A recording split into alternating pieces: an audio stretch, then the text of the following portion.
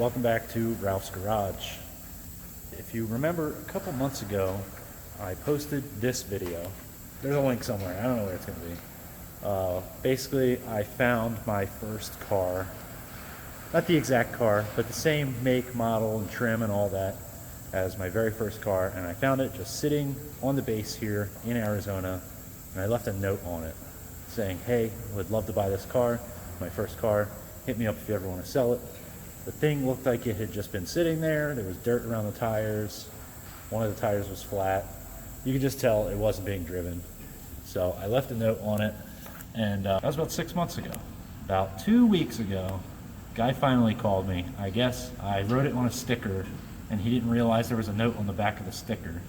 And he just threw the sticker in his daily driver. And while he was cleaning it out, he flipped it over and saw the note. He hit me up 5 or 6 months after I left the note, and I bought it. I am now the proud owner of a 1991 Eagle Talon TSI turbo all-wheel drive.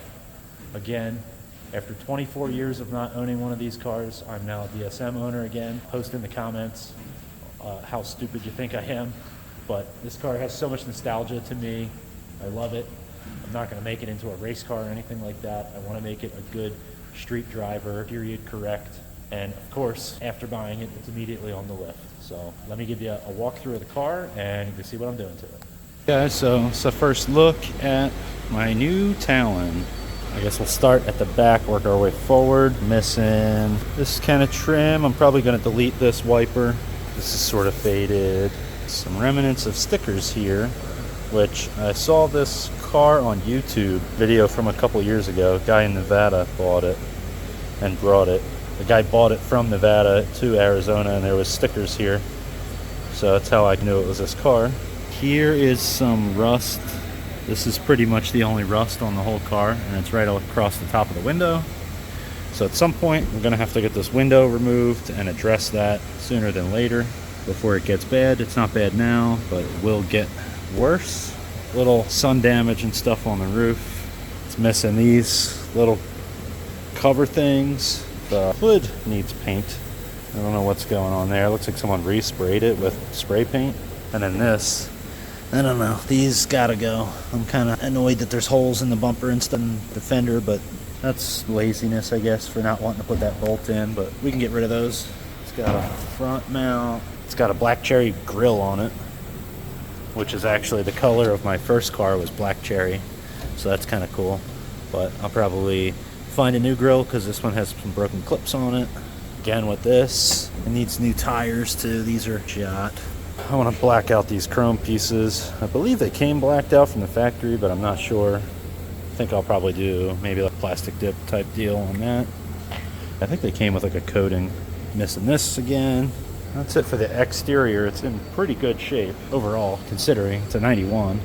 This is cracked. To get a different one of these panels here. So let's see inside the hatch. The struts actually hold the hatch up. How about that? A lot of interior stuff. This piece is cracked. I'm gonna try and find a new one of these. Basically nothing is back here. Missing that piece. It's supposed to be a spare tire under here. It's not there, but it's in pretty good condition, not rusty. I thought it was missing the jack. I thought it went there, but the jack is actually here behind this. It's the factory jack, so got to get a couple little pieces for it. And let's go. I'm just gonna leave that open. Let's go around to the interior. The door panels are in okay shape. Got some speakers and some tweeter things. There's not one installed here. There's one on the other side. That door panel's missing the speaker grill. It's got this fancy NRG steering wheel, which I'm not a fan of. I have the factory steering wheel, but I'm missing the backing piece that the factory horn clips into. So if anybody has that back piece, let me know. Hit me up in the comments. Or even if you have a whole nother horn or a whole nother steering wheel, I'd be interested in that. Get this seat back. So the gas cap release is broken, missing the little handle on the seat, random ground wire. That's always a good sign. Pardon the shop noise. All right, clean off my camera lens a little bit.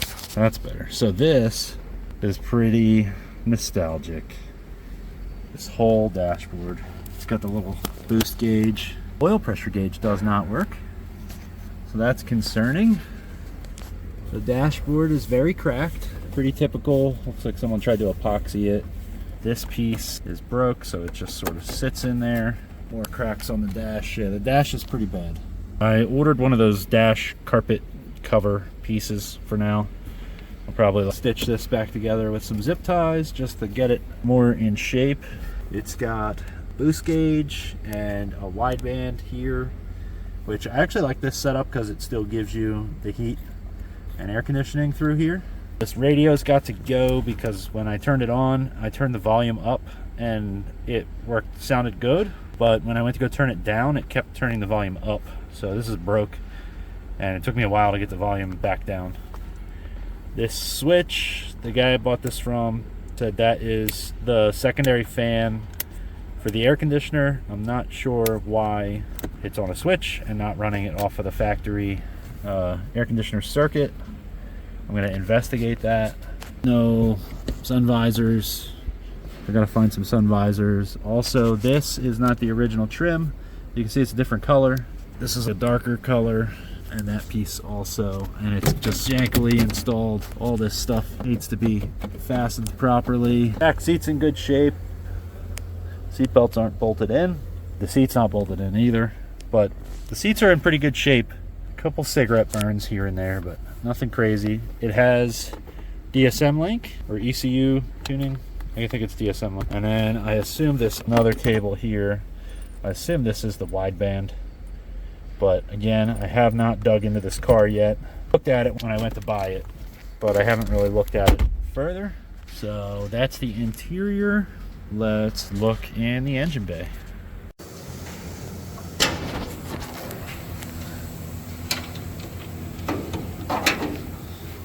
Okay, here's the engine bay. Immediately, it's got tubular header, OBX Racing Sports. I don't know who that is. I'll look that up. It says it's high quality. It's got the front mount. This is a 16G turbo, I'm told. We'll find out about that. It's got a powder coated valve cover. It's got 500 and I think it's he said they're 550 cc injectors. These caps are all cracked. So it has a little bit of an idle surge right now, which is common for these. And there was one here, but I took it to the parts store to get the right size ones. So these I'm going to replace, and hopefully that fixes the surging. It's got the little elbow there. Oh, this isn't, you guys know the deal with that. This isn't tight, so that might have something to do with the surging as well. So I'll have to reattach that. That's just kind of sitting in there. It's got what looks to be, it's almost like a Subaru blow-off valve. I don't know if that's factory or not, but a lot of these hose clamps and all that are just kind of extra long. It's got a boost controller here. It does have poly bushings, which is cool. And that's pretty much it. It's got 3-inch exhaust, downpipe back. It's got the old crushed dipstick tube mod, which is a little alarming. I wonder what the blow-by's like on this. He also says the air conditioning doesn't work, which I confirmed it does not work. And he said that the condenser was leaking, so I got a new condenser for it. The other major thing is the clutch. It gets stuck in fifth and it grinds almost every gear, and you really have to have the pedal like to the firewall and then a little bit to get it to go in gear. So I'm hoping that that's just an adjustment. When I looked at it, the master cylinder has some water or some fluid up under the pedal there, so I'm thinking this is probably bleeding off a little bit of the pressure, that with it being adjusted wrong maybe. Hopefully I can get that in, but I ordered a new master cylinder and new slave cylinder, as well as a stainless steel clutch line to hopefully take care of the clutch and shifting issues. Hopefully it's not a transmission problem, but right now I think it's the clutch, just because of how I have to be on the floor in order to get it to engage. I think it just needs to be adjusted. What's up, Chad? You want to be in my YouTube video? Alright, that was Chad. He's cool. Where was I? Oh, the brakes. So when I picked this up, there was no fluid in this reservoir. And I looked around the parking spot where it was sitting. There was no fluid on the ground. I looked under the car, couldn't find any fluid. So my guess is that this master cylinder is leaking into the booster. And when I go into the car with it idling and press the brake pedal a bunch of times, the idle kind of stumbles. I think this is damaged on the inside from the brake fluid, because there's a rubber diaphragm in there, and brake fluid is really good at deteriorating all that stuff. Because this line looks to be in good shape, which is the booster line that goes from the intake manifold. So I got a new brake booster coming, new master cylinder. I got new brake lines, all four corners. I got rotors, pads, and hopefully we can take care of that issue. The booster is not here yet, but I have most of the other brake parts, and I have all the stuff for the clutch. So that's what I'm gonna work on today. There's no tie down. This is just willy-nilly. That's okay. That's pretty much all we got so far. That's all I've noticed. There's some stuff that I don't really understand. There's a power wire here that's not hooked up to anything. So I'm just gonna go through and rip stuff that's not hooked up out and just work on cleaning this up a little bit here and there. I was looking for the fill port for the air conditioner and I couldn't find it. So I'll have to look that up, wherever that's gonna be. But anyway, that's the first look at the car. I'll get it up on the lift and we can have a look underneath of it. So I lied, we're not going under the car yet. I'm gonna do the thing that everyone says that they wish they did when they first got a car. And I'm gonna do a compression check.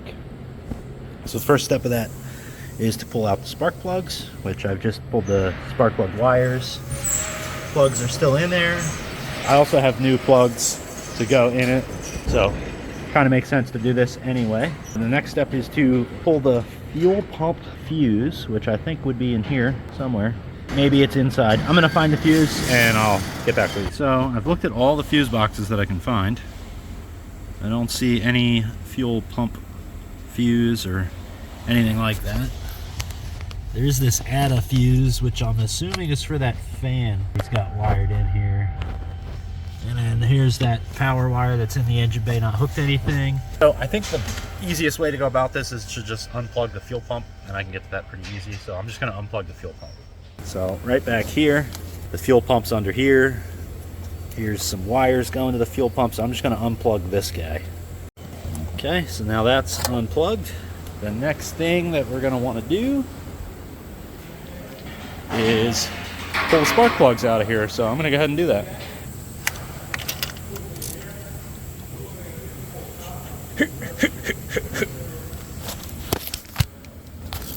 That was way too tight.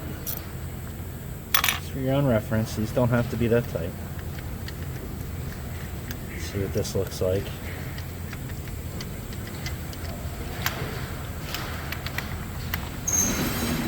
It's not terrible. What brand is this? NGK. Okay. It's a 6ES. So what I planned on putting in was 7 EIX. So probably will be fine. Looks a little rich. Not too bad. I'll pull the rest out. So spark plugs are out. The second cylinder here is pretty dark and sooted, pretty fouled out. So not too bad though, except for that one. So I'm gonna get the compression tester screwed in here and we'll give her some cranks and see what we got for compression across the board. Okay, unfortunately I did not bring my tripod, so try and figure out where I can put this phone at.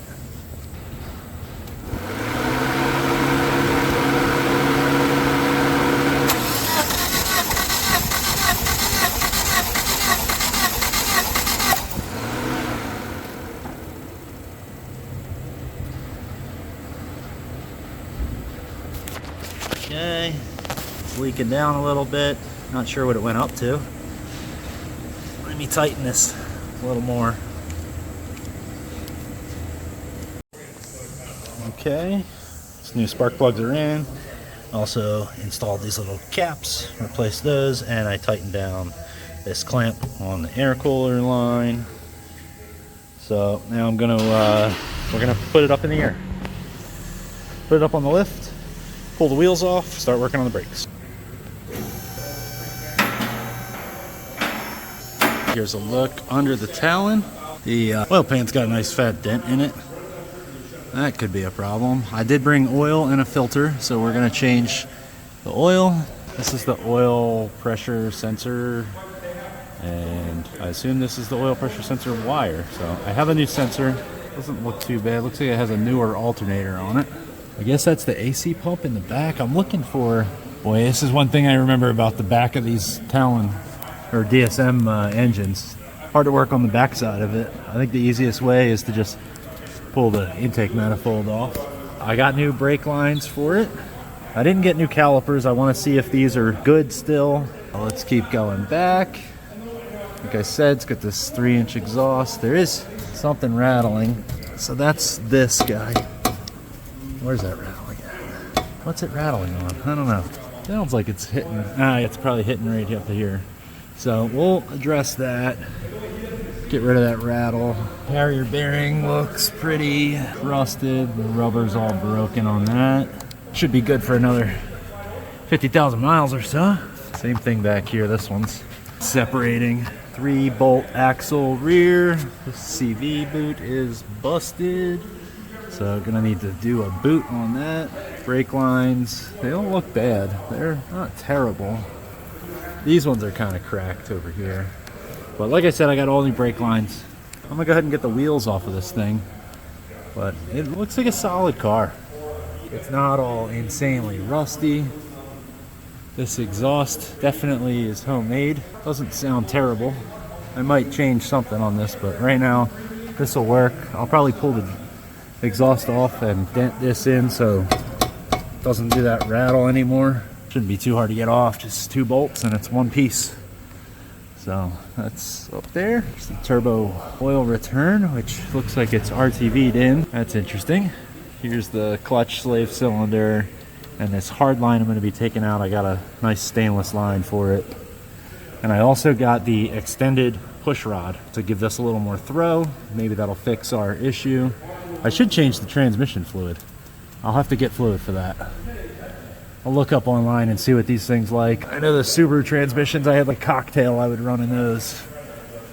I'm sure the DSM guys have a special cocktail they run. Coolant reservoir seems normal, although it's just flopping on there. It's held on with some zip ties. So that's interesting. I might just do a different reservoir because it's kind of a hard spot to get to. And then here's that bolt that you would normally put in, but they have this thing. So let me zap these tires off of here. Got it up on the lift. Wheels are off. I got the front brakes disassembled. A little bit of hammering to get the rotor off, but no big deal. Just getting started on the back side here. So I'm going to pull these off and probably drain the brake system tonight. I got about an hour before the shop closes, which this is my favorite time of the day because I'm literally the only one in here and I don't feel like a weirdo making YouTube videos. So it's very helpful. But the shop's empty, except for Chad. He's in the office. But I'm gonna keep grinding on this thing. The shop's closing up in a couple minutes, so let me show you what I did on the Talon today. Let's take a look. So we did a compression check. I got 90 PSI on all 4 cylinders. I don't think that's right. I think that compression checker that I borrowed from the shop here has issues because it's supposed to hold pressure, but it was actually dropping. So that might not be right. Hopefully it's not right because that's supposed to be, I think, 130 or above. So hopefully that's not right. Tighten up some clamps. I spun this clamp around because it was pointed straight up at the hood. I also noticed there's no battery tie down, and it looks like the battery has made several run-ins with the roof here. So I'm going to go ahead and try and get a battery tie down for this, or at least I'll put a strap around it. I started on the brakes. I got the new front stainless brake lines in. These are the old ones that came out. I forgot to bring brake caliper grease with me, so I'm not going to finish that up. I also replaced the oil pressure sensor or switch, and then I'm just trying to figure out, I assume this yellow wire goes to that one and this one goes to this one. I'm not really sure, and I don't even know if this is aftermarket or factory, so I gotta do some more research on that. Changed the oil and filter and got the rear brakes all disassembled, and I broke all the brake lines are off. Man, it is a joy working on a car from the desert. So I got a Carfax for this. It was originally a Colorado car, and then it quickly, after a couple years in Colorado, it went to Nevada, where it stayed until it came to Arizona, and then it shows a registration in Illinois, but the guy was military and he was here in Arizona. So this is a desert car, and man, it is nice. Those brake lines came right off, no problem. If this was in Jersey, up in the Northeast, I'd probably be getting all new brake lines for this. The hard lines, that is. So I still have to put these lines in the rear, those ones. And I'm looking up some tires, because these tires are dry rotted and leaking. Same thing over here. Basically the front's done, just needs reassembly. And the other thing that I wanted to work on that I didn't get to, because I started fixing little stuff, I tightened that clamp down there, was loose, was the clutch line, slave and master cylinder. I got new here, so these will be going in. There's the slave cylinder. I'm actually going to drop. This is that extended rod for the slave cylinder. Gives you a little more throw. And then this is the master cylinder. It's in the box. Don't feel like I'm locking it. So I'm just going to go ahead and clean up. Call it a day. Car's going to stay on the lift till it is Sunday. The shop's closed Monday, Tuesday, Wednesday, unfortunately. So Thursday I'll be back in the morning. Hopefully my new brake booster comes in. I was saying, this master cylinder is leaking, and I'm pretty sure all the brake fluid went inside of the brake booster, which is terrible for the rubber inside there. So I'm going to replace the booster, the master cylinder, all the brake line, all the soft rubber brake lines, pads, rotors, new fluid, and then the clutch is getting master cylinder, slave cylinder, and the line in between the two replaced. And then I'm hoping that I'll be able to drive this thing. So I would like to use this car in the meantime to get me to and from the auto shop here. That way I can work on the truck some more, because there's still a lot of work to do on the truck. This does not mean that I'm done working on the truck. This is just, I have a little ADD, and automotive ADD, I'm sure you all know about that. But I'm so happy that I own this. Makes me feel like a kid. Oh yeah, I just wanted to. The very first thing, this is my original Talon, my 91 Talon, the black cherry one, was the very first car that I ever worked on. And what I did was I put a powder coated valve cover on. And I remember I did it in the parking lot of the apartment complex that I lived in, my mom's place. And I remember taking this off and seeing the cams and just the inside of an engine. It was the first time I ever saw inside of an engine. And I remember being like, what did I just get myself into? I have no idea what I'm doing. So I still don't know what I'm doing. I'm still trying to figure it out, but it brings back so many good memories. So anyway, thanks for watching, and I'll see you guys Thursday.